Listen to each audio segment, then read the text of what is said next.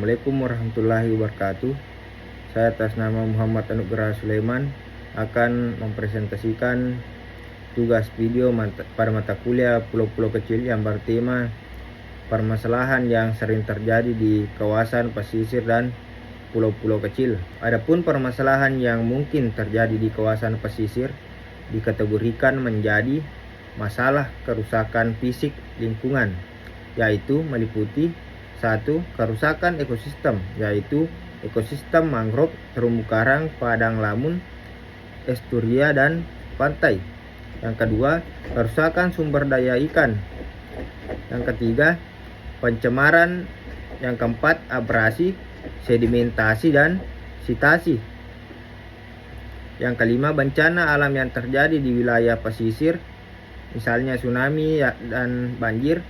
Kerusakan fisik lingkungan pesisir ini akan berdampak langsung pada penurunan kualitas habitat perikanan dan penurunan fungsi estetika atau pariwisata kawasan pesisir. Selanjutnya, masalah sosial ekonomi, yaitu meliputi yang pertama, masalah kemiskinan dan rendahnya tingkat pendidikan penduduk.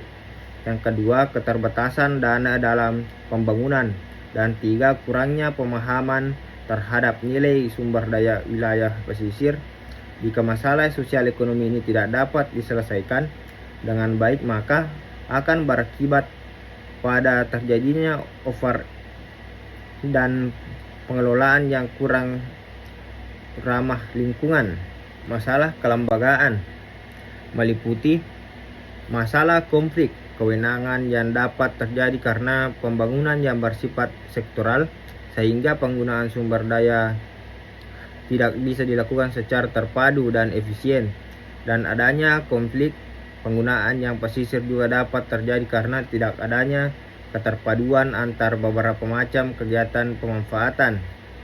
Yang kedua, masalah ketidakpastian hukum yang terjadi karena adanya ambiguitas pemilikan dan pengusahaan sumber daya pesisir, sehingga pada umumnya sumber daya pesisir dianggap tanpa pemilik. Masalah ketidakpastian hukum lainnya yang mungkin terjadi adalah peraturan pelaksanaan yang tidak ekosistem, adanya kekosongan hukum. Adapun permasalahan yang sering terjadi di kawasan pulau-pulau kecil, yaitu penjualan tanah dan pulau kecil kepada warga negara asing, misalnya Pulau Maratua di Kabupaten Berau.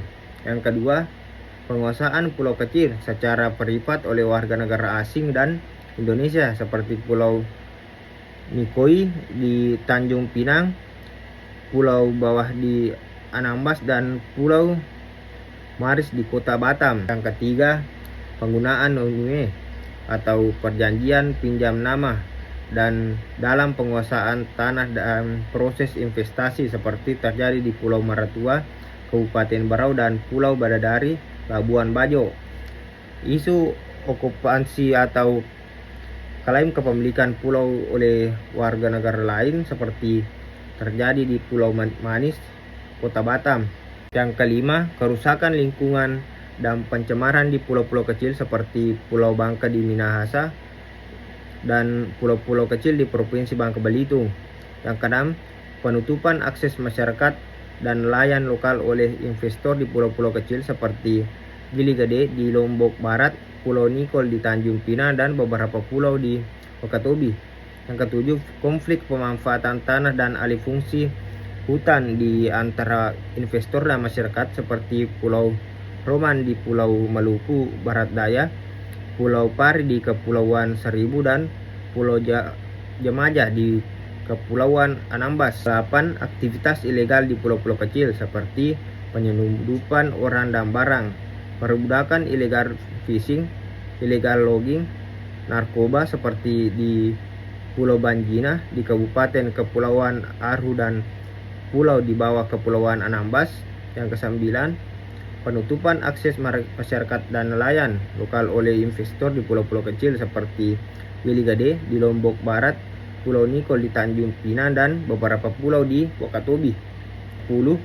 Pelanggaran peraturan pertahanan pemberian hak atas nama atau SHM secara perorangan yang mencapai 20 hektar per orang dalam satu hamparan seperti Pulau Maratua di Barau. Terima kasih, itulah tadi presentasi yang sempat saya sampaikan yang bertema permasalahan yang sering terjadi di kawasan pesisir dan pulau-pulau kecil.